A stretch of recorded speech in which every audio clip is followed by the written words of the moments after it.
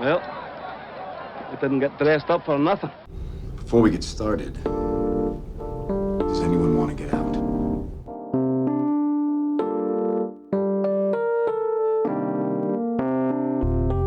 Hello, and welcome to You Gotta See This Man, the podcast where friends recommend movies to each other.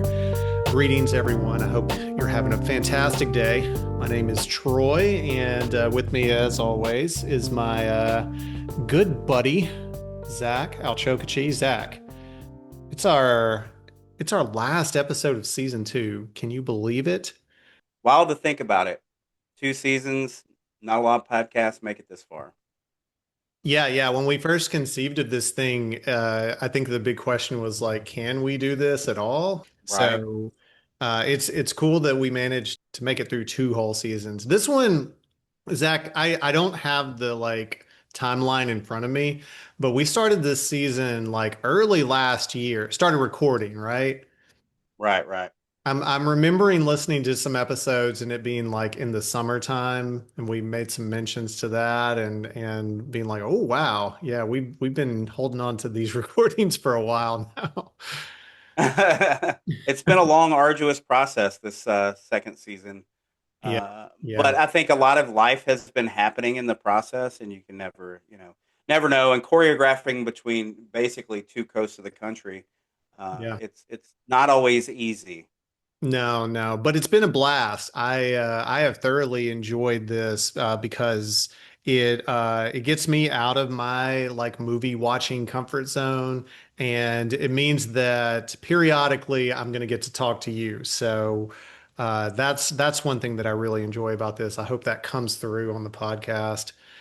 People aren't thinking we like hate each other or that sort of If thing. they can't feel the warmth, I definitely feel the warmth coming through the Zoom right now. Yeah. Feel it, everybody. Let it just wrap around you like a warm blanket. Well, okay. So enough of us gushing about the podcast. We have wrapped up season 2. If this is the first episode you're coming to, it's a strange one, but hey, welcome. We we recommend movies to each other. Zach and I take turns recommending a movie the other person has not seen yet. And we discuss them and come up with some other fun things that relate to that movie. And we have done 10 movies this season. I've recommended 5, and Zach has recommended 5.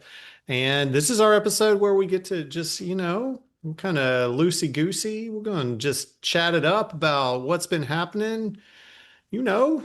So yeah, Zach, what's the haps? What sort of big takeaways do you take from this season without getting into some of our later questions?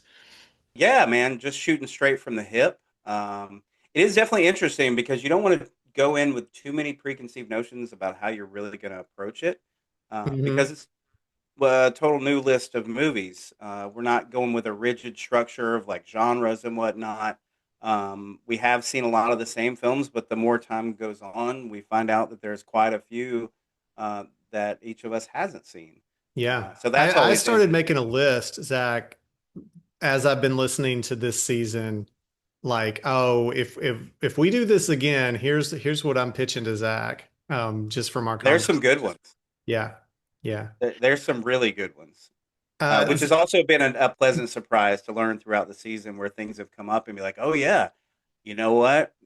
I'm guilty. I have not seen that. yeah. We're doing a good job of like kind of setting ourselves up for future seasons.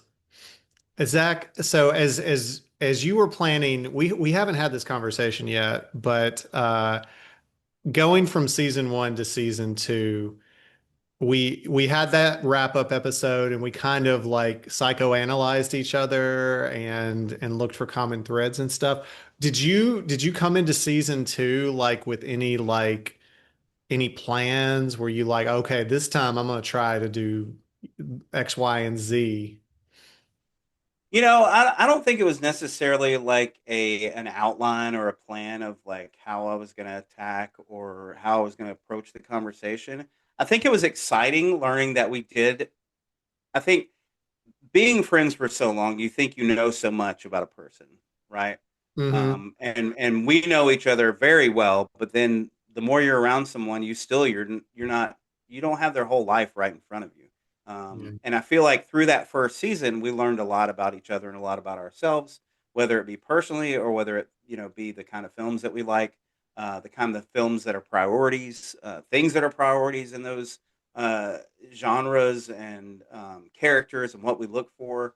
And I think going into the second season, it was just like it was kind of just exciting because it felt like the first season was just getting your appetite wet that like we really could do this thing. Yeah. And so with us not having a rigid structure of we're going to record, over these next 10 weeks and be done with it, because life, because we have complicated schedules and 2,000 miles separates us. So I think it's just that knowing that I get to talk to my friend, and excited that I was able to do the first season and you were able to do the first season and we actually enjoyed it and didn't want to just be like go running screaming away from it. It just made me more excited to do Yeah. another season versus like actually going in with like, all right, now I want to, I'm going to come at it this way. Yeah. Yeah. So That's that's kind cool. of what I learned is that I didn't want to have as much control over how it was approached. A Mm, younger version of me might be a little more like apt to like try to put my total stamp on it and try to yeah. control things a little more, you know? Right. Right. Yeah. Yeah. I see what you mean. I think for me, like I was hoping to not typecast myself, like I was trying to like, okay, here's another side of me of like some movies that I really dig that don't say exactly the same thing as the movies in the first season. Although I still worked in like for the last episode, still worked in a like more than 50-year-old like foreign film. Right, right. Uh, so I guess I'm not getting too far like off base, but I was hoping to sprinkle in some like sort of new sides of my movie watching taste. Uh, Yeah, yeah. And I think, and I don't know if you've thought about this, is like, yeah, are you crafting the list of films? Like when we make our film festivals, it's like, yeah, you craft it a certain way.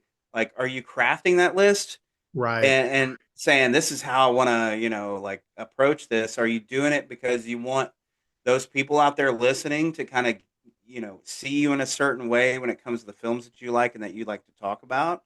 Yeah. Or so like, does that come into play? Yeah, I think so. Like, when you recommend a film, you can't help but like think, okay, this person knows that I wanted them to watch this. So like what is it that they're that they're saying and what is it from them that's in that and what do they think I'm gonna like about this? Or or they just like they don't care if I like this or not. They're just like you have to watch this because you need to understand me better.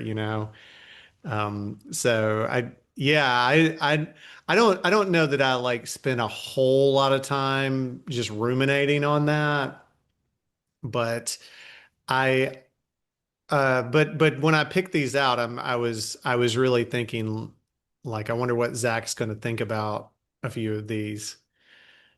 Yeah. Okay. And I think Yeah. this year, all of my picks, I was really not sure if you were going to like them or not. Like there were Huh. there were the first season there were several that I wasn't sure about, but there were some that I was like, this Zach is definitely going to like this movie. But Yeah. Yeah. but I was less sure this time around. Okay. Yeah. Yeah. It's good. And actually, in thinking about the list, it's like I'm actually really excited if we end up doing a season three, which we've been discussing. Yeah. That the movies that have come up that we were just talking about that came up naturally that one or the other hasn't seen that came up organically makes Mhm. me excited because it's Yeah. not just crafting. It's like, oh wait, that's a wheelhouse movie that I should have seen that he actually likes. You Yeah. know. Right. Right. I was thinking about this idea that like we do a season where we really try to pick out movies because we think the other one will like it. Way more specifically like I'm Yeah, curating a kind of. list of movies you haven't seen any yet that you need to see. Yeah, this is Because such a you film that you need to see this. Yeah. right, right, exactly, exactly. I think, another thing that we learned in this season is this for both of us, our first movie out of the gate was like an exciting one, like I think last time we kind of front loaded it with more like prestige, like real Right. heady kind of movies. And this time we started out with much more like entertaining films. Yeah, I think I threw my heater the first episode of the entire season with, like I'm like I used up my film snobbery. It's been all downhill ever since.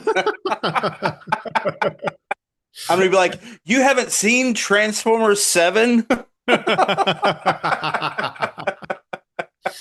Yes, yes. Yeah, yeah. Maybe some future seasons we can set rules like they have to be a top five box office grossing film or Right, something. right. Avatar 5. All sequels. Yeah. Bigger, better. All right. Well, let's go ahead and let's do the recap. I'll read through the the films that we reviewed just in case the listeners at home don't have them memorized. But we started out. First movie was Moulin Rouge, directed by Baz Luhrmann. That was a Zach recommendation. Next movie was Hannah, the Joe Wright film. That was mine. From there, we went on to Seven Beauties, the Lena Wertmuller movie. That was the first movie where a woman director was nominated for an Academy Award for directing, and that was Zach. The fourth movie, The Thin Man, decorated. I guess W.S. Van Dyke may have decorated, but more well known for directing the movie. That was mine. Then we've got The Adjustment Bureau by George Nolfi. That was a Zach recommendation. Afterwards, Marcel the Shell with Shoes On by Dean Fleischer Camp. That was mine. Next in line, Promising Young Woman by Emerald Fennell, and Zach recommended that one.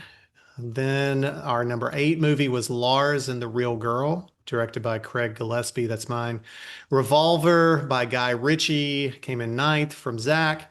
And finishing our movies out, we have La Dolce Vita, the Federico Fellini flick, and that was my recommendation. So there we go. In all their glory, our season 2 film lineup. It's a So pretty yeah, nice lineup if you ask me. indeed, indeed, it would be a great film festival if you want to watch movies for a long time. So so yeah, what we're gonna do for the rest of the episode is we've got some questions just to like get us reflecting on this season and on the movies that were recommended to us, and then also our own movies. So yeah, Zach, do you wanna pull out the first question? Let's go with most intriguing character or Most intriguing characters characters. All uh, right. from the others' films. Yeah, yeah. Why don't you kick it off, Zach? What Yeah, yeah, I will do that. Okay, so I've made a list of a few characters. I mean, there's a lot of really memorable characters in all of the films that you recommended. But the ones that really stood out the most to me were, for one, was Marcel in Marcel the Shell with Shoes On, yeah. because it's just such a lovable little character. The naivety of like a small child, the curiosity, and just the sense of humor that he's portrayed in this world where he's feeling lost and feeling kind of out of place, and not really knowing what to do, and what the world is going to bring next. And it was just you know such a neat little guy in the middle of all the madness of, like we discussed before, with the pandemic, and then in recent years, like for me visiting the film, much later than that. um, you don't really take stock enough in some of these characters that make you feel a little hope in the world, you Yeah. know and that kind of show you a little bit of light in the darkness. And I don't know, I just he really sticks out to me. And Yeah. uh, We could probably all use the my some favorite character Marcel of the in our past year. But what's that? I said we could all use some Marcel in our life. Yeah, yeah. Give me a little just naive hope and uh, Yeah, looking at the lighter side of life. It's harder and harder to do these days, but you got to take stock in it. You know. for sure. For sure. Cool. You want me to go down the list, or do you want to Yeah, throw one yeah, go in? for it. Go for it. Yeah. What else you Okay. got? So one of my favorite characters was another of the in the title name was Lars from Lars and the Real Girl, Yeah. and this is from a totally different perspective. Hmm. Um, Lars is such a quirky but reserved character. He feels like he's bound up and he's just being slowly revealed as the Hmm. movie goes on. Yeah. Yeah. He's got a lot of trauma that he hasn't dealt with, and he's dealing with it in an unhealthy manner. But maybe it is the only way he knows how to do it. And I just really, he's somebody that would. It feels like it would be fun to hang out with, Hmm. um, because some peculiarity, not in the like Napoleon Dynamite kind of way, but like in a guy that like like it would just be great to make that guy laugh. It would be great to see his kind of views on the world. I don't know. It feels like somebody I would want to like spend time hanging out with and going to see an independent movie with. And Hmm. Yeah, kind of somebody you want to figure out like what's their thing that's going to like pull them out of their shell, like right, right, yeah, where's the yeah, comfort zone? and even like taking a look at the way he's coped with his trauma, you know, and seeing how I can apply. I'm not gonna go get a blow up doll, not just yet, but Yeah, uh, haven't gotten to that yet. yeah, not just yet, not just Okay. yet. We'll focus on the real girls, but No judgment, Zach. Whatever. but it's one of those things. You start looking inward when you're around certain people, Yeah. whether they're dealing with something poorly or whether they're dealing with it in a way you haven't even considered. You Yeah. know. Yeah. Yeah. I dig that. And then the other would just be Nick and Nora um, from Good. the I Thin was Man. hoping that Nick and Nora would make your list. It's like, I used to be quite the nightlight back in the day, and I feel like going along a ride with them would just be just a great time. Hearing them riff, just even being a fly on the wall, Mhm.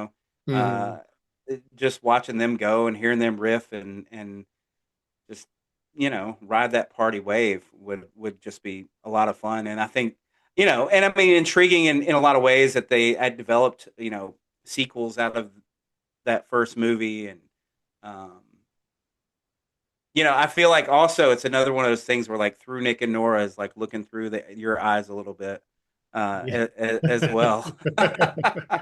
That's awesome. That's like one of the greatest compliments I've gotten this year. You're welcome. That's What awesome. about you? What are some Yeah. characters that stood out for you? I had a hard time like picking out my most intriguing characters this season because your movies were like this year they were like super like story heavy and even like allegorical a lot of times. So Yeah, yeah. the characters were really like really sort of like subject to where the story was taking them. But the two that really like kept kind of standing out to me. The first one is John Slattery's Richardson from the Adjustment Bureau. So Hmm. he's one of the agents, and he's partnered with Anthony Mackie, but he's like the older guy. So he's been around longer and understands kind of the way the bureau works and everything. But I found in his character a lot more nuance. Like Anthony Mackie's character is kind of like I don't like the way this is going, and I'm gonna shake things up and I was interested more in Richardson because you can see him kind of straddling that. And so there's a lot more like kind of inner turmoil there. Like he gets that what they're doing has a lot of importance, but you can tell that he's also got some doubts too, but he doesn't totally know what to do with it. And that makes like what you see happen to him through the course of the movie, to me, a lot more interesting. Hmm. And dude Yeah. just looks like super cool in a fedora. Right. So, so yeah, I'm really, I think his character was really compelling to me. You know, like I was saying, with some of these movies, it's been quite a minute since we watched them, but his was one that like continued to stand out in my memory as I was thinking about it. The other one is Carey Mulligan's Cassandra from Promising Young Woman. It's just like such a friggin' tour de force performance, and man, her character is so like so flawed, but also so sort of sort of hard to root against, but also so problematic too. And I mean, I think that like there's a lot in her that I'm really um compelled by. The Hmm. fact that like she won't let this injustice die, and that she's gonna like devote her life to righting that wrong in the way that she sees fit, but also just how it kind of tears her down. But you can see that like she wants more than that, but like she cannot let it go. And there's I mean Emerald Fennell like gives a lot of nuance to that, I think. So so she's like super compelling to me. And yeah, we'll talk a little more about Promising Young Woman in future questions too. So All yeah. right. Yeah. Those are good ones. Those are good Yeah, ones. yeah. Where are we going next? All right. Well, dude, I know that the crowds are just waiting and waiting. So let's just go ahead and give them what they want, not make them like hold on until the end of the episode. Of the movies recommended to you, Zach, what was your favorite? Oh, actually, why don't we, yeah, you had to answer the question last time first, so we'll let them stay in suspense about you. Um, so Okay. favorite. Dude, I have a hard time like terming this one my favorite. Um, but Promising Young Woman has like stayed with me more than any of the rest of them. Okay. So I guess that's it feels weird calling it my favorite. Because it's a Yeah, it's not a lighthearted comedy. It's not like I don't come out twisty of it plot being that like, keeps you. yay, yeah, I like Yeah, that. yeah, yeah. Like I hope there's a It's sequel. it's a deeply troubling movie, and it's a movie that like I think is not even a good movie for everybody to see because Right. Yeah. I don't know if it's right for everyone. Um, and I still feel really like kind of poked and prodded and don't know totally what to think about it. But I also kind of think that's the point of it is, Hmm. Yeah. is to have you not forget it. And so I think I think that puts it in a place where it deserves me saying that like that's the top one that you recommended to me because of how much it has like stayed with me and made me think since I watched it. So Yeah, and it's one of those that feels very satisfying that, it is the one that sticks out the most. It's like, you got to see this man, hmm and you want some sort of like justification coming back at you. You know what I'm saying? hmm Whether you really liked it or whether it was, just good something good to chew on. And Promising Young Woman, you said it, like it stuck with me. That's Yeah. why it's like it's not one that I'm like, ooh, I got to pop that in again, you know. And I've Yeah. watched it 24 times. I'm going for Yeah. It's not 25. even one that I'd You know, recommend to a lot of people, but right, right. I also think it's just such a different approach to like revenge and yeah. like a central character. And Carrie Mulligan is always compelling on screen, and she's like, it's like she's both hot and like you also want to stay far away from her Hmm. um, as well. And so like there's just so much nuance. Yeah. Uh, so and that's kind of that's why it feels good that Yeah. would be It's, one that I was mean, so much of it is two different things. It's like you were saying, Carrie Mulligan is a very like attractive and not just like a physically attractive, but like you're drawn to her and her character, but you're also like repelled by her and her character too. right, right, And in the movie, it's like it feels like justice, but it also feels, like the total wrong decision. And in so many right, ways, it's like two things at once that seem totally opposite. right. Yeah. Yeah, and I will say though, had you actually said a different film, we may have had to just cancel the podcast because if you would have said Moulin Rouge as your favorite, I would have been like, my job here is done, bro. Yeah, you've been like, yeah, Mic drop, the walk goal of away. the entire podcast has been you now more work to do, Zach.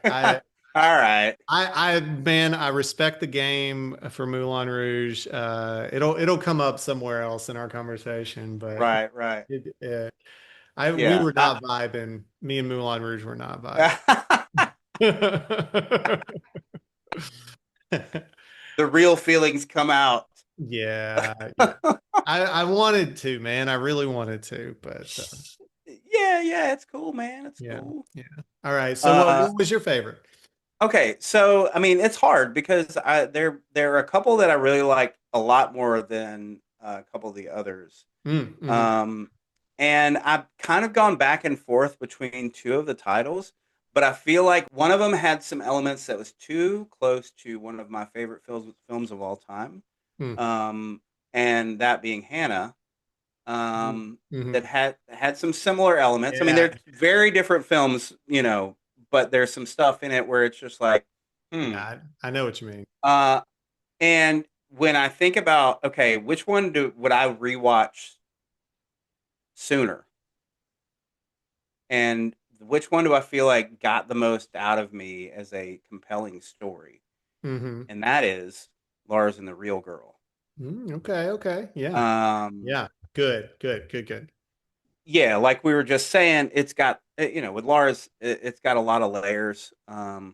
It's always interesting dealing with trauma, dealing with grief, dealing with mental issues, and different films have totally different ways of approaching it. Just like psychotherapy has totally different ways Yeah. for every single case, even if they seem identical. Hmm. And I think this film had so much character in the story. The town gave it character. The individual characters were just so like memorable. And Ryan Gosling's performance was incredible. It's one of those where it's like you never in a million years could think up him ordering a doll that he treats like a real girlfriend, Yeah. and it Or not just. you imagine that movie and it's a very different movie than like what she. Yeah, yeah, yeah. And also like where it goes Mm. by the end of it is like, oh, okay. Like it I couldn't have imagined it going the direction it went. And Yeah. it was very satisfying. It was very like, oh man, they thought this through and through.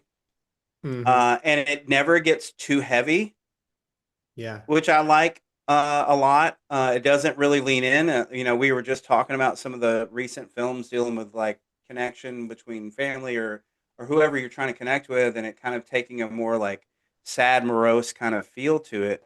Yeah. It's like rubbing your nose in it. Right, and I feel like this film was not.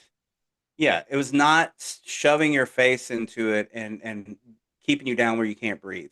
Yeah. Now, I will also say, I mean, this film is what? how many, almost 20 years old, It was somewhere around that. 2007, right? Yeah, somewhere around that. Yeah, So two totally different worlds we're in. So totally. I think that that totally comes into play. So there's like this kind of light indie feel to it Hmm. versus the world we're in now, where it's like a lot of the indie films seem to be taking a little bit more um, heavy path. Yeah, they're Uh, shaped by their reality. right, right. So even when they're dealing with like, hey, should we put this guy in an institution? It was like it was approached with a more warm, accepting, lighthearted kind of way to kind of work through it. Yeah, And it I've still been the had like, benefit of that. Sorry, go ahead. well, I was saying it still had the optimism that people might not do that, like it still carried that with it. Right, right. And it's a world prior to like modern social media, and I feel like you feel that in the tone of the world Yeah, that they for live in. sure. So yeah, it just really stood out. And I mean, I like all the films that you recommended, but that's the one that kind of like I will watch it again, and it'd probably be the one that I would choose to watch next. Cool. Yeah. So Yeah, it's magic like what it manages to pull off. So cool. I'm glad you liked it. yeah, yeah. All right. So what was the actual best movie then? Like putting your personal preferences aside, which movie is the actual best? So this is really hard for me, Hmm. um, because my bias 9 times out of 10 is going to lean towards something that's made more recently. Hmm. Right. And I even typed in best film. I had typed Lars and the Real Girl as the Hmm. best film, Hmm. and I don't know that it's the actual best of the films. Hmm. Hmm. Uh, I think in the world of a film that's being made in the time that it is, found, dictates a lot of things. And I Yeah. think the actual best, it would not be my favorite. It would not be the one that I'm like, and I'm not chomping at the bit to watch it again. Yeah, right. Right. But the actual best is probably La Dolce Vita. Yeah, all right. All right. All right. Cool. Cool. I had to put all the subtext and the, Hmm. like, let me Now, wait a clearly define. yeah. Yeah, yeah. Awesome. Awesome. And the reason I say that is because obviously, Fellini is a master of the art. Yeah. Um, and that movie was made, probably what, almost 65 years ago. 1960. Yeah. So like it was made a long time ago and in a world that's totally different than the world we live in. Hmm. Filmmaking techniques are totally different, lighting, I mean, you name it. Right. Um, and I just think that film does check a lot of the boxes for what makes a great film. Yeah. Yeah. Um, not necessarily the one that you're just dying to watch over and over again, you know. So, Yeah. Yeah. what is the actual best of mine? All right. So I narrowed it down to two that I thought probably, were the front runners. And they were very different movies. And one of them was Seven Beauties. And Hmm. I was thinking about just like, it's a heavy movie. There's a lot of commentary. Uh, Unfortunately, a World War II movie is still relevant for our times and stuff, so it like still speaks. Also, first woman director nominated by the Oscars. Like there's a lot of landmarks here and everything. I think there are a lot of movies though that does what it does. And so ultimately I gave in to the second choice because I thought it was for its time much more groundbreaking and also it's probably this director's magnum opus. And so I think probably the actual best movie is Moulin Rouge. Even though even though we didn't vibe, I think it is probably the if I've got to put one as like the greater achievement, I think Seven Beauties is great in a real prestige sort of way, but I think there are a lot of movies that do what it does. And Moulin Rouge is pretty unique. It's friggin' bonkers, but it feels like more of like a singular movie. So yeah, I'll say that Moulin Rouge is probably at least from my perspective, the one that stands out the most. Can I say that for those of you out there listening, I know that we're not a video podcast, Right, right. but if you could see the how much him saying these words is written all over his face, Yeah, yeah. it's like it doesn't completely pain you to say that, but man, your face is like, Not feeling ah. actual, yeah, not feeling actual physical pain, but The anguish is all over. Like I think there's so like few times where you're so unable to sit still and like make eye contact and it's just like like, you're yeah, I'm not gonna look at you right now as I'm saying. you're like you're over here kind of twerking around like you're freaking Benicio del Toro and Usual Suspects, like, yeah, give me the keys.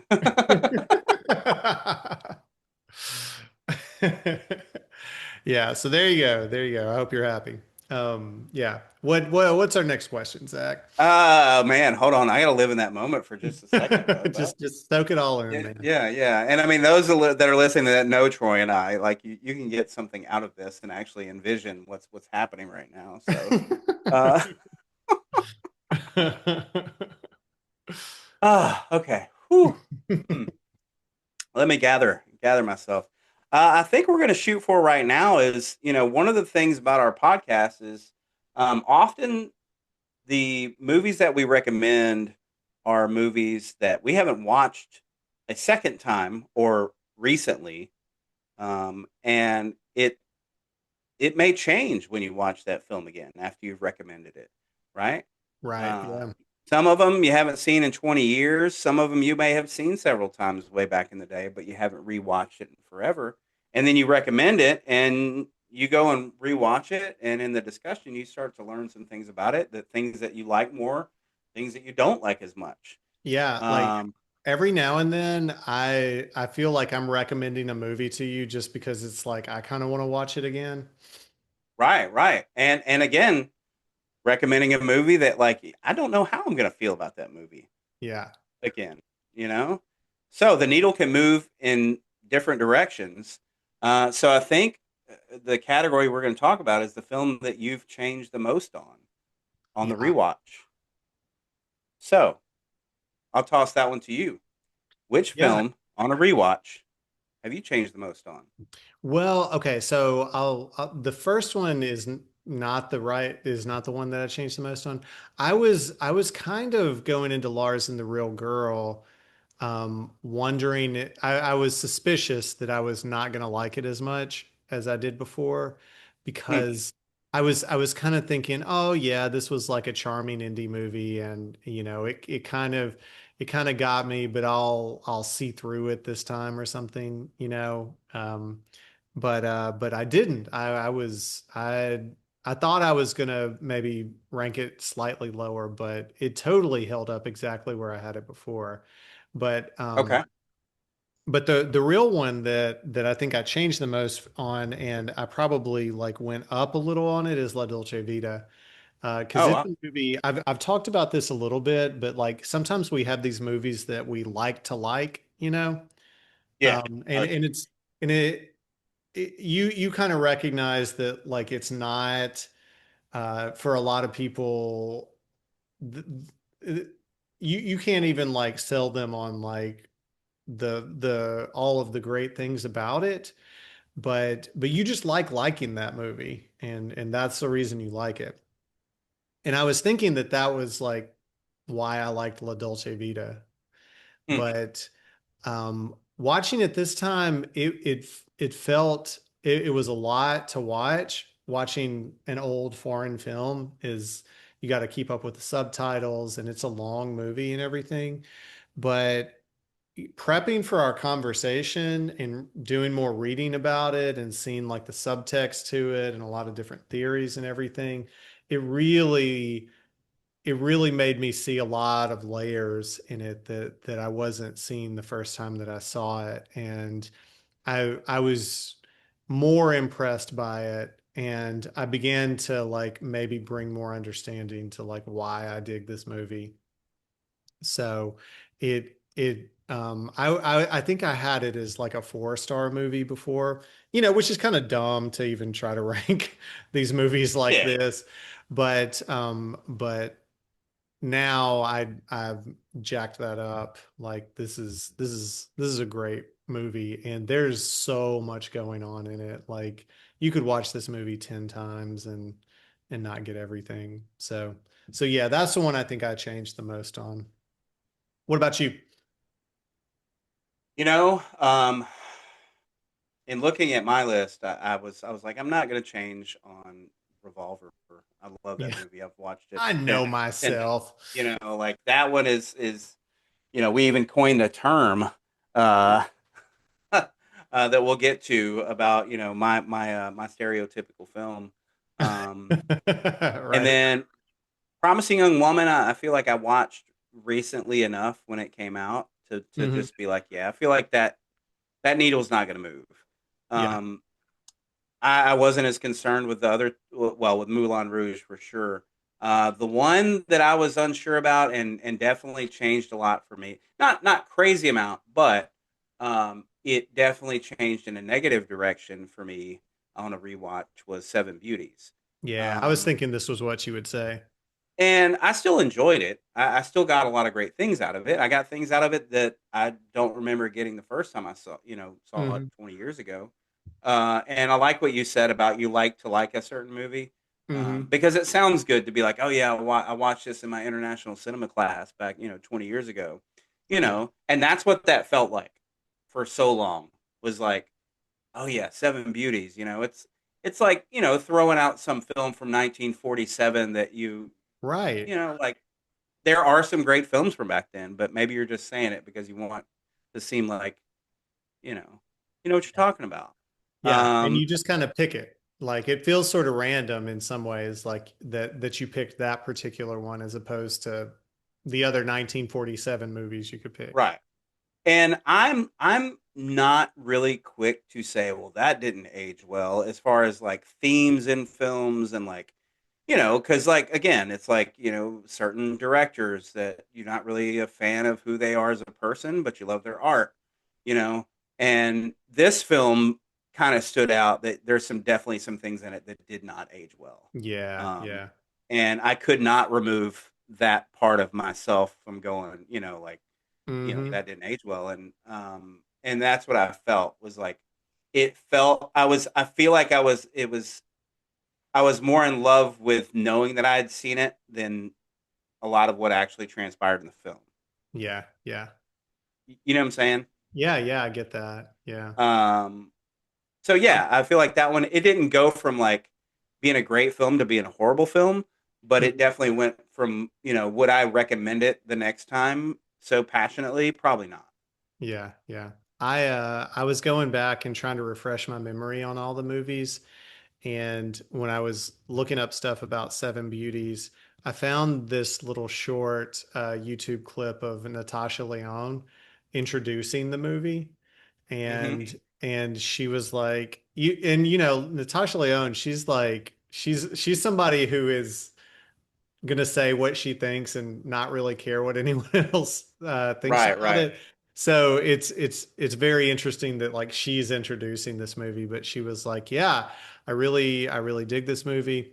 I chose two movies for these two different film festivals. I showed this in LA and then I chose, and I can't remember what the second movie was. And she was like, and it got a lot more, it got a, got a lot more compliments than this one. So, but she was like, that probably means like this one is the right one to show, you know? She's like, yeah, it's problematic, but isn't everything, you know? But yeah, yeah, I was definitely thinking, yeah, dude, this movie is it's got some issues, but and it makes it even more complicated to see like, you know, that was a woman directed that movie, and Yeah, yeah. some of those problematic things are, you know, directly like about the way women are treated and stuff. And so Right, right. Yeah. it changes it when you start to think about it from that perspective. So, yeah, Yeah. yeah, interesting. All right. All Where we right, at? well, moving right along, Zach. We're gonna let's see here. Which one do I want to do next? I think we'll dive into the what have you learned about the other person this season from their movies, because I think we had quite a bit of like, you know, therapy session material from the first season, but like what's have you noticed different things this time around, or like what do you think? Tell me about myself. What do these movies speak to you about me? I think, you know, us being such good friends and having plenty of discussions that are off camera, and off Zoom about films and life, and it's like, you know, there's things that we kind of know about each other, and Yeah. having discussed films for a long time, we know a lot about each other's tastes. And through the first season, you know, we learned a lot. So it's like it's hard to be like, oh, well, this whole new thing I learned, because Yeah, when right. we discuss films and like and what reading your letterboxd versus mine, or you know your opinion about a certain film that's, you know, just came out. You know, we've been Mhm. discussing Hamnet and some of the other films that just came out. Yeah. Um, I think that the driving force is, I continue to see how much more of an opportunity you give certain films and certain directors and certain themes, Hmm. um, that you continue to give a more open mind to, Mm. um, and I think that the second season has shown me even more of that. You Mm. know, with like looking at a film like The Thin Man or La Dolce Vita, that are through the scope of films that came out a very long time ago, Yeah. easily dismissed as like, oh, that's just some black and white movie. You know what Hmm. I'm saying? It's like it's almost like, you know, if somebody wants to say, oh yeah, well Bill Russell played against, you know, plumbers, and you know what I'm saying, like you pull out the Right. whole like, yeah, bro, but like, but there's plenty of films that I love from the early 1900s, mid 1900s.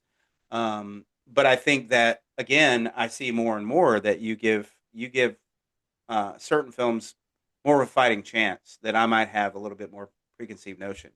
But what I have learned about what you not, I don't even know necessarily it's what you look for, but it's a theme that I've noticed, especially this season, in addition to last season, kind of building on it, is like films where people are connecting on a Mm. very personal level, or trying to connect, or there's something that is keeping them from connecting. Mm, yeah. Yeah. Um, you know, even with like what I just mentioned, The Thin Man, it's like, you know, the you're following Nick and Nora, and they're going on this great ride, but it feels like the only great interactions they have, which they're a couple, but they're drunk all the time. Right. You know, so are they They really gotta connecting? lubricate that relationship. Right, right. And I feel like as someone, you know, knowing you, that you connect on a deeper level with a lot of people, and you don't. It's not always in the same way, you Hmm. know. You're not. You can be one that you're like, well, what's going on with Troy? He's so quiet, and it's like you don't have to be a man of a lot of words, Mm. and there's a lot of subtext to what's going on, you know.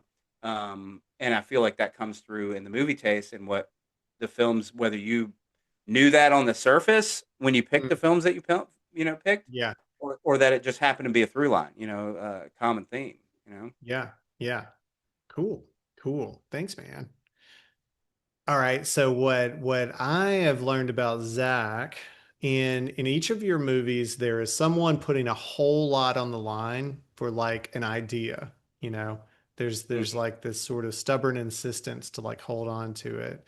And even like when these people either just recognize or are told the consequences for their choices, they mostly like still go through with what their feelings are compelling them to do, even if like the odds like are totally stacked against them.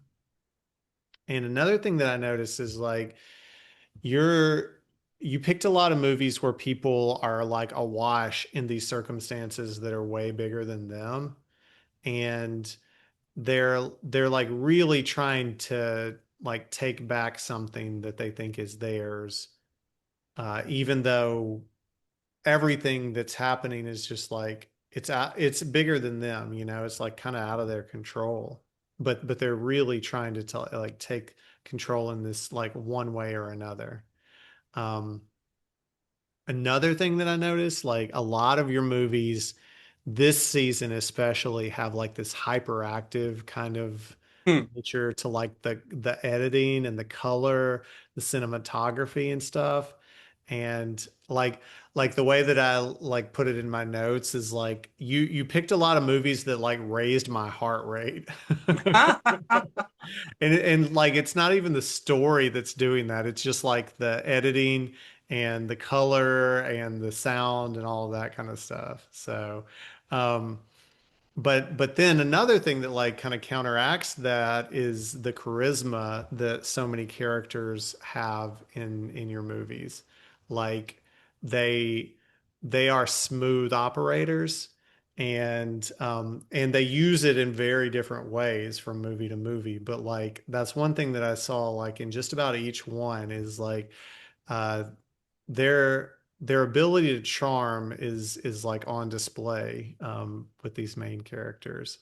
So like what I was kind of seeing is like you may be in this place of like um regardless of like the circumstances, just like you got to go for it, man. You got to like find what your heart is like telling you, and you have to like do that, and you have to do it like with like energy and vibrance and color and passion and and that there's like a lot of draw to like the people or the people like or like yourself within that is just that is full of like charm and um that thing about whoever that like brings other people to them, you know.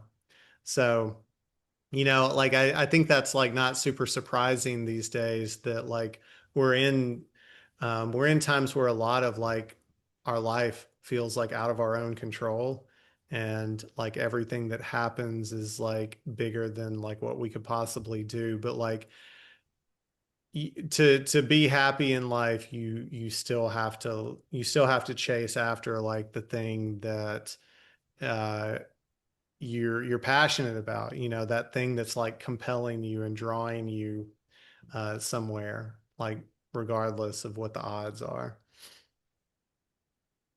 May not always be the most sane or logical choice, but Right. But a lot of a lot of the backdrops of the movies, like that whole thing is kind of insane, in the right, first place. right.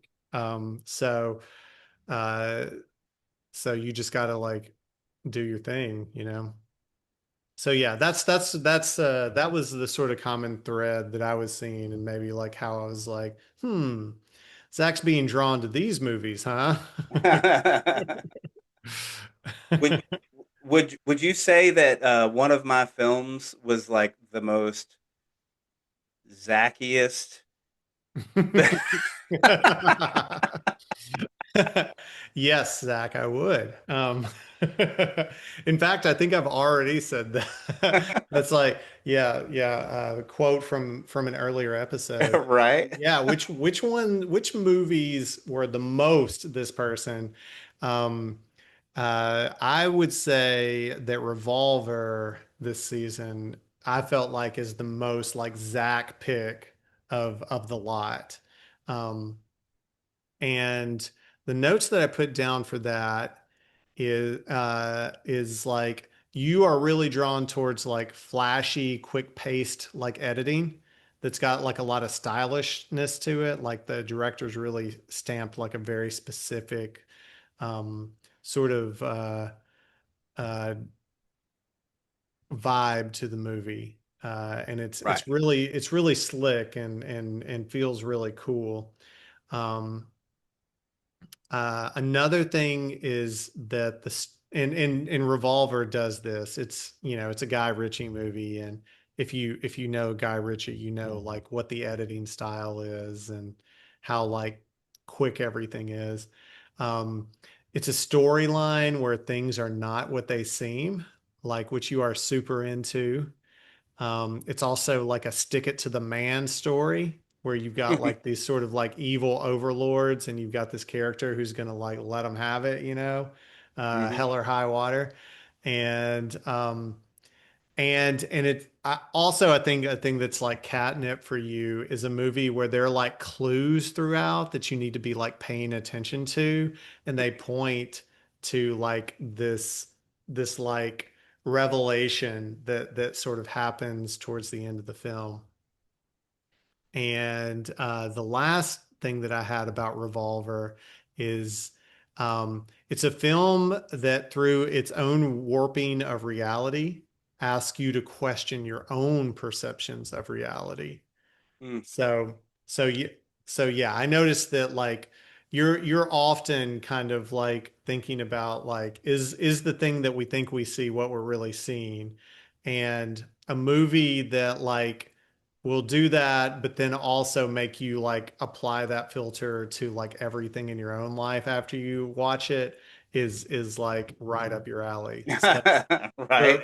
for all those reasons and more, I think Revolver this is the zackiest movie of What the does it all mean? podcast. Yeah, exactly, exactly.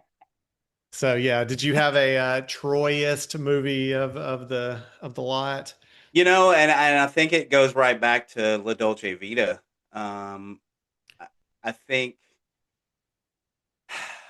poetry is something I always associate with you. Uh-huh. You've actually given me multiple books of poetry for like Christmas or birthday or whatever it was, Hmm. um, and I feel like La Dolce Vita is poetry at times. I Mm. feel like there are lingering moments in films that feel like a timeless poem, and I feel like that you gravitate to a lot of those moments and a lot of those films. And I Yeah. feel like whether it's captured in the relationship between the people on screen, or whether it's captured in the way that the camera lingers on someone's face, or a view of scenic Italy, or, I feel like because you move at a different pace. Like I, at times, feel like a ball of energy, just bouncing around. And you move at a much different pace. Like Mhm. it's like you're always, even when chaos is raining, it's like you're still on a walk with your backpack in the woods.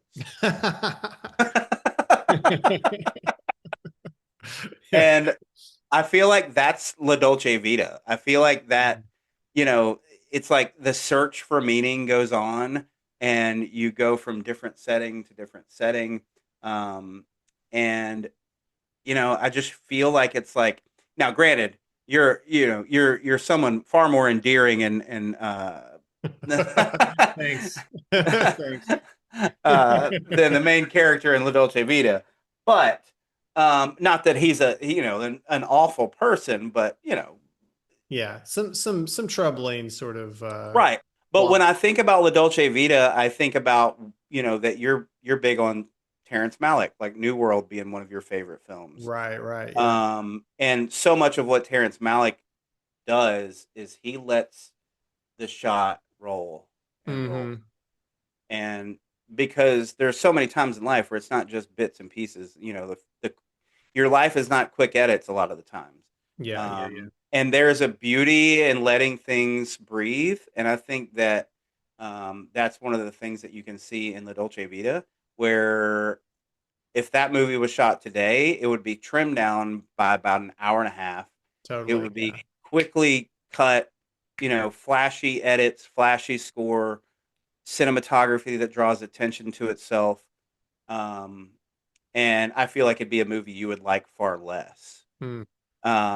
So, which is why I think you gravitate to Terrence Malick Yeah, yeah. as well. And I feel like that, La Dolce Vita says a lot. And I know that you have a lot of affection for Italy and wine, and and I think it comes through in that. And I feel like if I was to say, if somebody says, "Well, where should I start, like to get to know Troy's film taste?" I'd be like, "The Dolce Vita." Yeah, that'd be a big one to bite off, like to be. Right? Yeah. Are you ready for 3.5 hours of Italian cinema? Do you have an internet connection and YouTube? Yeah. Nice.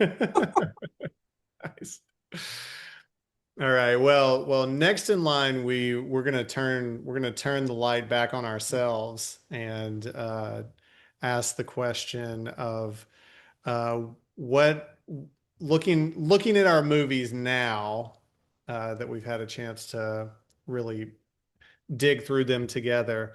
What were the common themes about the movies you recommended that you're now seeing about yourself? All right. You want me to roll with it, or you want to roll? Yeah, go for it, man. So it's funny when you were discussing, like Revolver and the themes that you found in my movies is, uh, I can't remember the exact word you said, but I literally, when I type my notes for my common themes in my films, it says chaos with complicated plots and lingering questions at the end. Uh-huh. And it's funny is like you pointed it out very well. It's these characters that find themselves in wild situations and um, no clue if it's actually going to work out, or what's going to happen. Uh, and I feel like that is a through line in those films. I feel like it's a through line in my own life. um, but the complicated plots, like like I do love movies. Like, I mean, if I was to go down my favorite films of all time, there'd be the Legends of the Fall and River Runs Through It, that are slow, methodical, beautiful, poetic kind of films. But it seems like if I'm gonna like recommend movies, it's like like you said, things with complicated plots, with a lot of like twisting of reality, of questioning what are we watching, what did you just watch, what does it all Mhm. mean. So yeah, that definitely comes in play. One of the things that I notice is a lot of blurred lines of morality, like the definition of Mhm. what makes a good person in these situations. Yeah, Uh, yeah. and I feel like that comes through. And it's funny is like when I sat down to do this and think about my own themes, I was like, oh, there's is there really a lot to do with these? And then hearing you talk, it gave me even more insight that there were a lot more through lines that can make it connected with just these movies, not just movies that I like in general. And I feel like that blurred lines of morality is because I feel like there's a lot of wrong in the world, but also a lot of like when people get caught up in certain situations where the rules are bent, and you're not being overtly an awful person. And I don't feel like the, you know, like Promising Young Woman, it's like, what she's doing is not right, but Hmm. also you kind of understand, you know? Yeah. Like the Uh, justice that she seeks is noble. right, right. Just the means of Um, getting there is, you know, right, yeah. yeah, So that's basically how I live my life. I just say, well, hey, who's judging? yeah, yeah, yeah, yeah, right, right.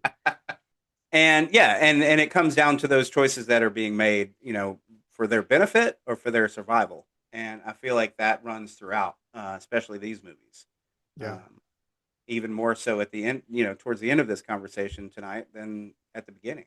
yeah, yeah. So, what about you? What I saw in the movies I recommended, some through lines were characters are finding odd ways to thrive and Mm, to like come out on top in their respective circumstances. Um, there's a lot of storylines where people figure out how to be in a real relationship where before it was superficial or it wasn't, there was some sort of barrier and they figure out how to be in a more like real relationship. And there's a lot of characters navigating like reaching the height of their game or their powers and how that changes things for them. So like as they figure something out and like kind of reach their full potential, they're kind of they it just like changes their whole life, and they've got to deal with that then, where you may have thought that all along, I'll do this and then I'll have finished the job, but then that just opens up a lot more issues for the characters involved in that. So I think, what I see like happening for me in those choices is, perhaps like, I guess a sort of draw to be uniquely yourself and to Mhm. figure out how to do that and not just fit into like the standard boxes that a lot of times the world sort of sets up for us.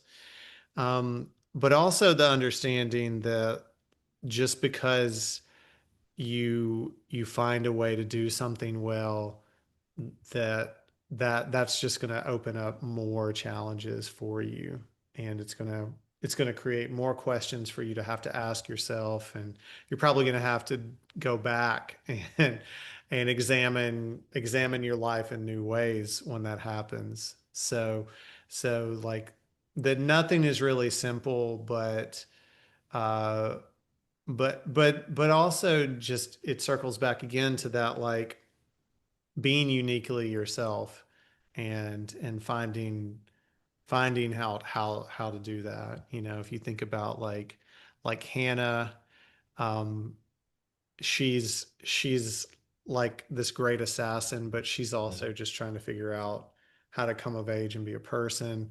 Lars is an obvious, sort of person who's he's got his sort of rhythm and routine, but there's something missing, and as he figures that out, it just opens up this whole new world. Marcel, the shell, on and on. I can see that I was like gravitating towards these stories of people's whole worlds sort of exploding and it being like a whole new thing for them, and all the all the joy and pain that comes with that. Yeah, Do you is that have all of our questions that I we had? think I think that's all the main questions. There's anything else sticking out that you feel like needs to be addressed, or Any like lingering yeah, do you have any lingering I questions have that been meaning to talk to you for a long time, Zach, it's about the podcast is the perfect place to do this, I think. right? Yeah, no, I mean, I'll say, I think we were saying this from the top, and we were kind of saying it before we got on the recording, but it's a lot of fun doing this, and I hope that like our small but mighty like group of listeners also enjoy hearing the conversation too. I know a lot of you probably know us, and that's why you're listening to this, but whether you know us or not. It's a cool experience to do this, because a lot of times we've talked about this before, but like, you recommend movies to people all the time, and they're like, "Oh yeah, I'll add that to my list," And and then yeah, you're never and you never do it, and this kind of keeps us honest in doing it, and it's actually like showing to me like how much fun that is to um to engage in that. But if we didn't have this podcast, we still wouldn't do it. So, right, right. um, so yeah, I'm thoroughly enjoying it. We hinted that we're talking about a season three, and we may take a break and figure out like when's the best time of the year for both of us. But I think this has been a great experience for me, and I hope it has for you too, Zach. Yeah, yeah, absolutely. If you would have asked me 10 years ago we'd be doing this, even, in 10 years ago, podcasts were becoming quite popular, uh, Right.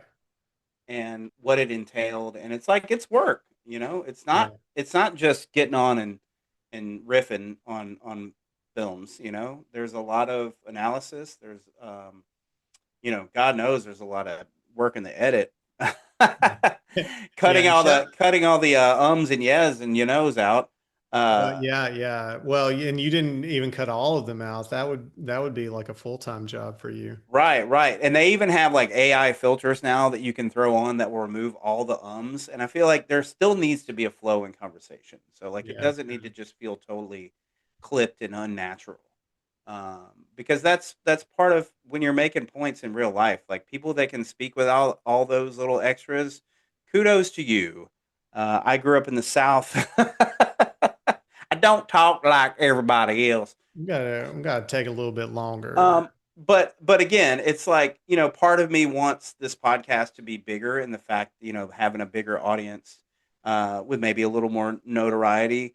But it's not why I do it. Yeah, There's right, part right. of me that would love for it to just be a little bit bigger.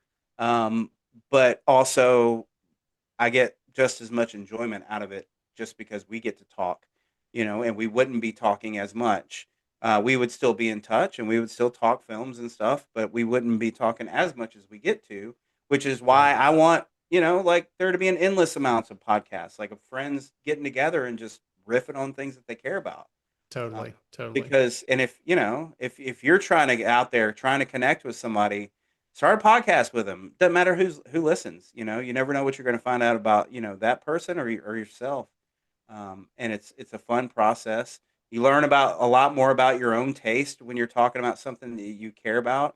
Um, I'm no expert. At times, I felt when I've talked about films that I come across like I'm some expert, but I'm enjoying knowing where some of my shortcomings are. And I'm seeing it by talking with someone else from a totally different perspective.